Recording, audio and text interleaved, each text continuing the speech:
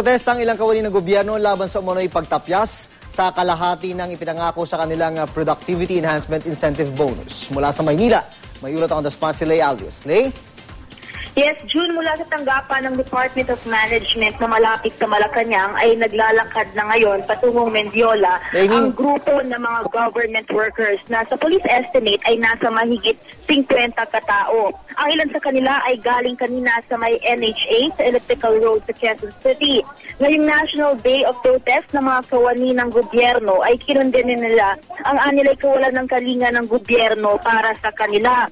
Madilim daw ang Pasko ng mga ordinaryong government workers, lalo na't mukhang kalahati na lang daw ng ipinangako sa kanilang 10,000 pesos na Productivity Enhancement Incentive ang kanilang matatanggap. 10,000 pesos daw ang sinasabi ng Malacanang at DBM dati, pero nagulat daw sila dahil sa IRR ay 5,000 na lang umano ang nakasaad. June, binawasan din daw ang kanilang mga allowance. Halimbawa raw, sa National Housing Authority, inalis ang rice, meal at children's allowance. Sa katotohanan, halos kalahati raw ng kabuang bilang ng 1.4 million government employees ay nakakatanggap lang ng netong 5,000 pesos na take-home pay.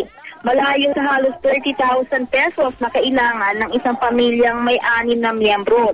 Kaya naman marami raw sa kanila ang nababaon sa utang. Kinukondena rin nila ang pag-refund ng COA sa bahagi ng kanilang benepisyo noong mga taon ng 2008 at 2009.